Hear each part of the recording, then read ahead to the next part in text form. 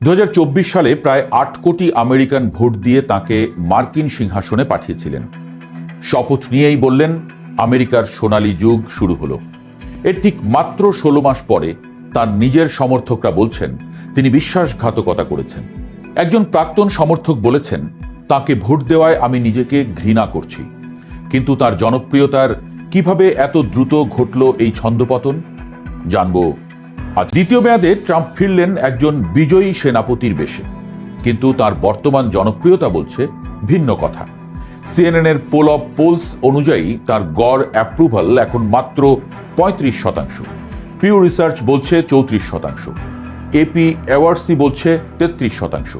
তিনটা আলাদা সংস্থার জরিপে উঠে আসা শতাংশের সংখ্যা তিনটাও প্রায় কাছাকাছি।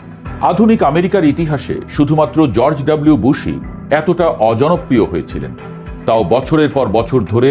ধীরে ধীরে ট্রাম্প সেই জায়গায় পৌঁছালেন মাত্র 16 মাসে। এবার ধাপে ধাপে দেখা যাক ঠিক কোথায় কোথায় হোঁচট খেলেন তিনি।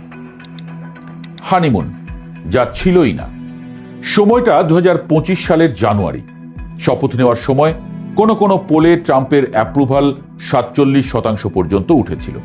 এটাই ছিল ট্রাম্পের রাজনৈতিক ক্যারিয়ারে জনপ্রিয়তার সেরা রেটিং। কিন্তু হানিমুন তো শেষ হয়ে গেল শুরু হওয়ার আগেই। প্রথম ধাক্কা এলো একসাথে দুই দিক থেকে। 6 জানুয়ারির দাঙ্গায় পুলিশ পেটানো আসামি সহ প্রায় সবাইকে ক্ষমা করে দিলেন ট্রাম্প। আর ইলন মাস্কের ডিওজিই অভিযান হাজার হাজার সরকারি কর্মীকে একযোগে ছাঁটাই করতে লাগলো। এরই কয়েক সপ্তাহের মধ্যেই জনপ্রিয়তার রেটিং পড়তে শুরু করলো ট্রাম্পের। 2025 সালের 2রা এপ্রিল ট্রাম্প ঘোষণা করলেন লিবারেশন ডে। বিশ্বের প্রায় সব দেশের সঙ্গে একসাথে ট্যারিফ যুদ্ধ। জিনিসপত্রের দাম নিয়ে আগে থেকেই ক্ষুব্ধ ছিলেন আমেরিকানরা। ট্যারিফ ঘোষণার পর সেই ক্ষোভ ট্রাম্পের দিকে ঘুরে গেল। রেটিং 45% থেকে নামলো 41%। পরে মার্কিন সুপ্রিম কোর্ট এই ট্যারিফের একটা বড় অংশ অবৈধ ঘোষণা করল। কিন্তু ক্ষতি যা হওয়ার তা এরই মধ্যে হয়ে গেছে। 2025-এর ডিসেম্বরে শুরু হলো অপারেশন মেট্রো সার্চ। সরকার নিজেই বলল এটা ইতিহাসের সবচেয়ে বড় ইমিগ্রেশন অভিযান। তারপর একের পর এক ঘটল দুটো ঘটনা। জানুয়ারি 7, 2026, 37 বছর বয়সী আমেরিকান নাগরিক, 3 সন্তানের মা রেনি গুড নিজের গাড়িতে বসে থাকা অবস্থায় আইসিই এজেন্টের গুলিতে নিহত হলেন মিনিয়াপোলিসে। পুরো ঘটনা ধরা পড়ল প্রত্যক্ষদর্শীদের মোবাইল ক্যামেরায়। জানুয়ারি 2024, ভেটেরান্স অ্যাফেয়ার্স হাসপাতালে কর্মরত 37 বছর বয়সী আইসিইউ নার্স অ্যালেক্স প্রেটি নিহত হন বর্ডার প্রোটেকশনের গুলিতে। ভিডিওতে দেখা গেল তিনি একজন নারীকে রক্ষা করার চেষ্টা করছিলেন, যাকে এজেন্টরা মাটিতে ফেলে দিয়েছিল। প্রশাসন বলল দুজনেই ডোমেস্টিক টেরোরিস্ট, কিন্তু ভিডিও প্রমাণ করল উল্টো কথা। সারা দেশে বিক্ষোভ ছড়িয়ে পড়ল। এনবিসি নিউজের পোলে দেখা গেল ট্রাম্পের ইমিগ্রেশন নীতির বিরুদ্ধে তীব্র অসন্তোষ 38% থেকে বেড়ে 49% পৌঁছেছে। চাপের মুখে গুটিয়ে নেওয়া হলো অভিযান। 2026 সালের 28 ফেব্রুয়ারি ইরানে বোমা হামলা শুরু করল যুক্তরাষ্ট্র। হাজারো নারী ও শিশুর রক্তপাত ও লাশের উপর দাঁড়িয়ে এই ঘটনাকে ট্রাম্প বললেন একটা ছোট্ট জার্নি। এ সময় স্ট্রেইট অফ হরমুজ বন্ধ করে দিল ইরান।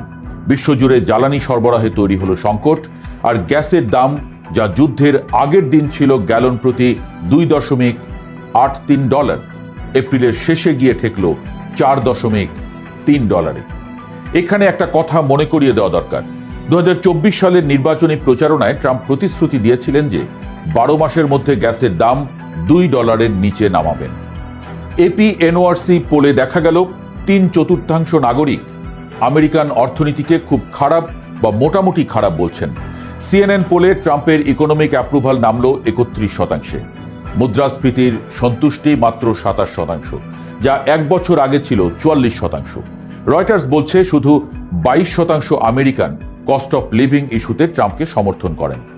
60 বছর বয়সী একজন অবসরপ্রাপ্ত এয়ারফোর্স ক্যাপ্টেন ক্যাথরিন ব্রাইট, যিনি ট্রাম্পকে ভোট দিয়েছিলেন, এখন বলছেন নিজের প্রতি আমি বিতৃষ্ণা বোধ করছি। মনে হচ্ছে একটা ভেড়ার চামড়া পরা নেকড়ে আমার সঙ্গে বিশ্বাসঘাতকতা করেছে। পিউ রিসার্চের সর্বশেষ জরিপে ট্রাম্পের অ্যাপ্রুভাল 34%, যা দ্বিতীয় মেয়াদের সর্বনিম্ন।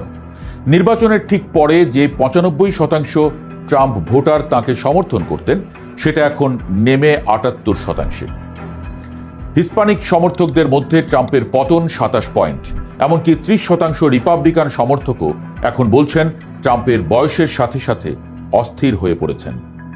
আরেকটা তথ্য, সিএস মনিটর জানাচ্ছে অর্থনীতি ইস্যুতে ভোটাররা রিপাবলিকানদের চেয়ে ডেমোক্র্যাটদের বেশি বিশ্বাস করছেন, যা ২০১০ সালের পর এই প্রথম। আর এটা রিপাবলিকান পার্টির জন্য মহা বিপদের সংকেত। ২০২৬-এর নভেম্বরে হবে মার্কিন মধ্যবর্তী নির্বাচন। ইতিহাস বলছে প্রেসিডেন্ট যত অজনপ্রিয় তার দল তত বেশি আসন হারায়। ১৯৯৪ সালে বিল ক্লিন্টনের দল হারিয়েছিল ৫৪টি আসন। ২০১০ সালে ওবামার দল হারিয়েছিল ৬৪টি। ২০১৮ সালে ট্রাম্প নিজেই হারিয়েছিলেন ৪২টি আসন। সেবার ট্রাম্পের অ্যাপ্রুভাল ছিল ৪২%, আর এবার ৩৫।